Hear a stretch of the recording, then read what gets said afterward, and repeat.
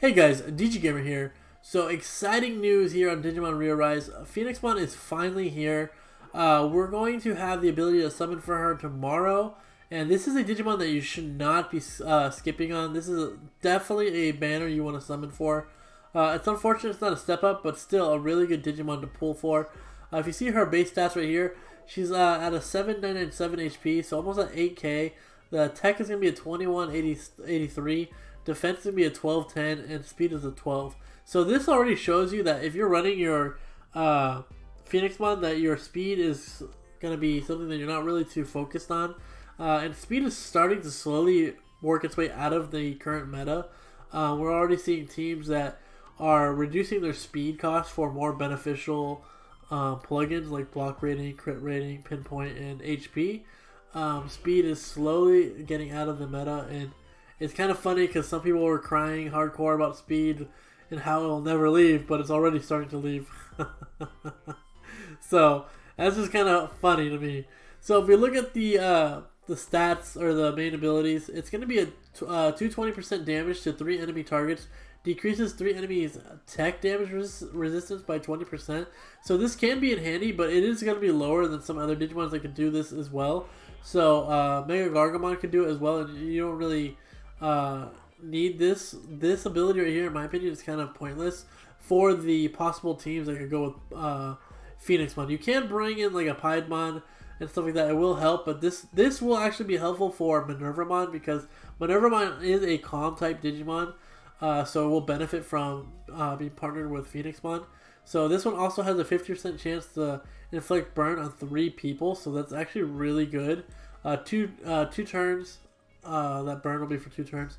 The secondary skill is going to be a 220 damage to 3 enemy targets. Decreases their 3 enemies power resistance by 20%. This is a game changer right here. This has the potential to change the current state of the game. Because power is not really focused on right now.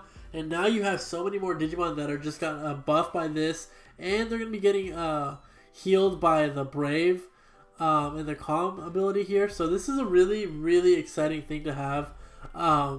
This is a Digimon that I'm really looking forward to summon for.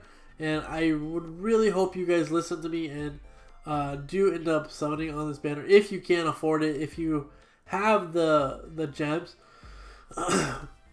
The passive skill is going to increase all allies block rating by 20% for 2 turns. So that's okay.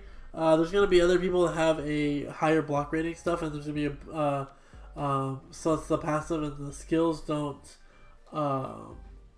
stack. This is really going to be nullified because other people like Minervamon and stuff have a block increasing one. But this is still what the thing is about this Digimon is you really want this skill right here. And also, you want that burn on 3 people. That's going to be a really game changer right there. So as a really, like this is going to fit really well on my burn team. If you guys seen my burn PvP team, this AoE burn is going to look really good on that team. And if you have any Brave Digimon or Calm Digimon, this is going to be a great person to partner with. Definitely who have power. So if we look over here, this is my new account that I purchased for my alt. So this is my secondary account. I still have my other account, but I'm going to be playing 2 accounts. So this is going to be my second account. I purchased it, I think, today. So let's go look at the team compositions really quick. So Phoenixmon, like I said, is a Digimon you do not want to pass on. Very strong Digimon. Totally going to be worth it in my opinion. And I hope you guys are listening to me and not listening to other people who are telling you to skip this. Because it is a really strong Digimon. So if you just pretend this is your Phoenixmon, you have a Creepymon, right? This Creepymon's attack is going to be a power attack, so he's going to get the benefit from the sub skill that does a reduction of 20% for the enemies for power damage. So he's getting a buff with her because of her coming into the game. Unfortunately, he's a death type, so will not be benefit from the heal. So it's kind of be something you keep in mind. You're going to have your Hyangemon because why not? You need a Hyangemon at all times. But then you can start doing like this. Like if you bring Minervamon and Sakuyamon, they're getting a heal now. And they're also getting the buff for the tech damage from the first skill. And then if you bring in other people like if you brought in a Piedmon, it could benefit from that sub-skill and stuff. But primarily, you want to go with the heals, and that's what I'm thinking about, that heal and Brave is going to be crazy. So now War Greymon is now even looking even better for PvP.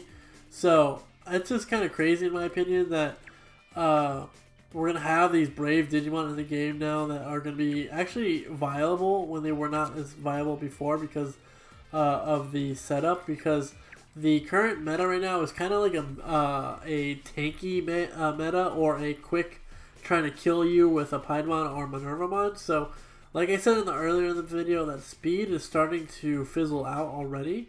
And with this team coming in, it's going to be more of a tanky healer build now. So if you see right here, we highlighted all our Brave and Power. This is my secondary account, so I don't have all of them there. But if we look at my main account, it's on my phone. I'll just read off like some of the Digimon that we have that we can use. We're going to have a lot of different team compositions that have the capability to be made now that are actually going to be viable. So I do run a burn team on my PvP team. I've done a PvP video about it. Make sure you check it out if you haven't already. And that team is doing pretty well, and it doesn't rely on speed at all, and it does pretty well in the Coliseum, or the Battle Park, sorry. And now you actually have a Digimon that will be getting benefits from that Brave heal. That's going to be so good for War Greymon, Boltmon, Shine Greymon. Even Arrow Vidramon is somebody that people are still using sometime in PvP for the lower tiers. So those are all Brave Digimon that will be getting the benefit from the power and the heal. So all of them are getting a buff with that decreasing the power effective by 20% for your opponents. So you're now getting that extra damage done by Brave types. You're getting a heal and you're getting that burn. So there's going to be a lot of Digimon burning. I'm really excited to use this Digimon and play with the teams. Like I said, you have so many more compositions you can make now. That's what is exciting about this game with PvP and the new banners and everything. So this is a really strong healing Digimon that has other aspects that you could run with. So I really hope you guys do intend to summon on this banner, because it will be I think it's going to change the PvP aspect of the game.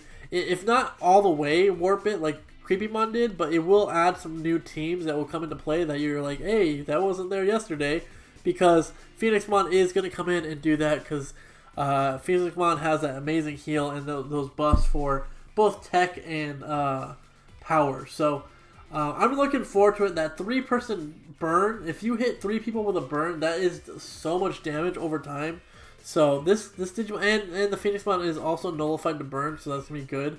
Since the Phoenixmon will not be healing itself, you want it to do as you want it to stay in the back and not get hit as much as possible. So if it doesn't get burned, that's also less damage taken. But if you can hit that first skill and hit 3 people with burns, man, that's gonna be crazy. And then you finish them off with a Minervamon, like, dude, Minervamon is gonna get really buffed from this team.